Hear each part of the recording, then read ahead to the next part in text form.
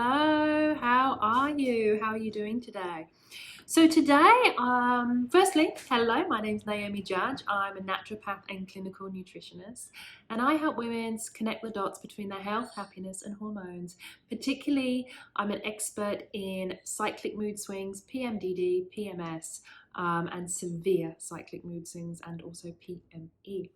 So today I wanted to talk a little bit more about PMDD and how to know if you suffer or you experience or you know someone that has PMDD, because it's an extremely difficult condition to deal with, and the symptoms are extreme.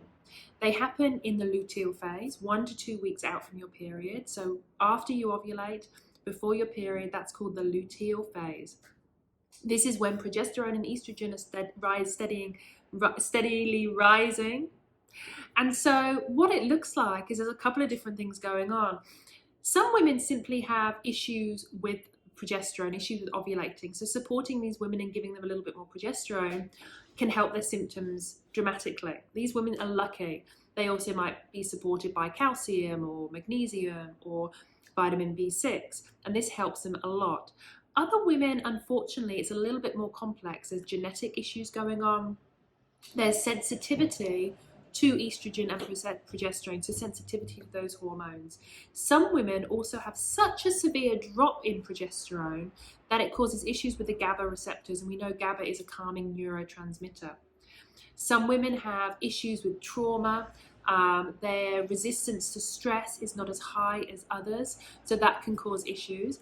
And then some women have issues with serotonin. Maybe their uptake isn't happening. Maybe there's too much. Maybe there's too little. Maybe their sensitivity to serotonin isn't there.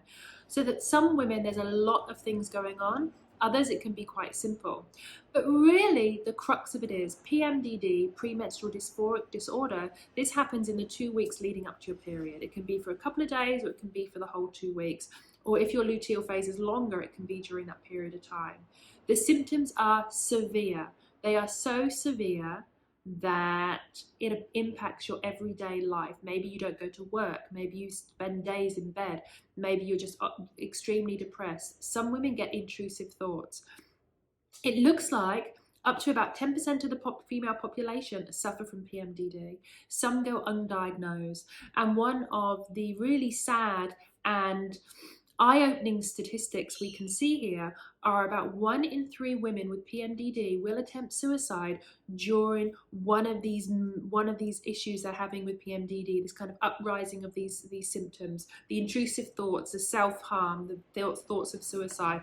So it's serious. It is serious, and this is why women need to get the proper care. They need to have GPs and holistic management team who know about PMDD.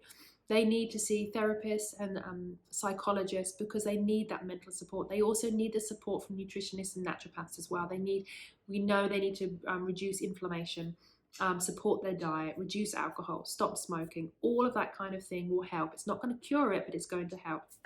So these women have these intense symptoms leading up to PMDD. How do we diagnose PMDD? Well, there's no diagnosis, there's no blood test we can do because there's lots of different triggers. But what we can do are ask particular questions. And so there's a number of questions that we can ask these women to figure out if it is PMDD, or it is in fact PMS, or for some women, PME. So the questions that we ask, there are a number of different questions, and I'll just go through a couple now. Feeling much more sad, hopeless before the start of your period. Feeling nervous, keyed up, and anxious before the period. Feeling like your appetite is extremely insatiable before the period.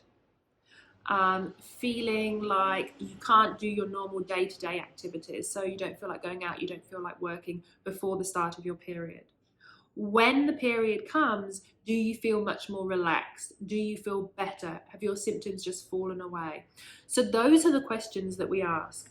We ask the severity of the symptoms leading up to the period. The severity is generally extreme. It won't be just feeling a bit fatigued and foggy. It will be the fatigue and fogginess impacts where you can't work, impacts your relationship? Do you feel mental and emotional symptoms of jealousy, hating people, not being able to be around your partner, not being able to be around your husband, so much so that some women actually finish relationships during this period in their life and make life-altering decisions in the luteal phase, when in fact it's probably not the best time to be making these decisions.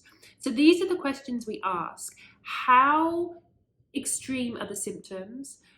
From hopelessness, intrusive thoughts, thoughts of self-harm, thoughts of suicide. And then, do they improve once your period comes? Those are the key. Extreme symptoms followed by the symptoms just go away. If this is you, if this sounds like you, then that's more of that PMDD picture.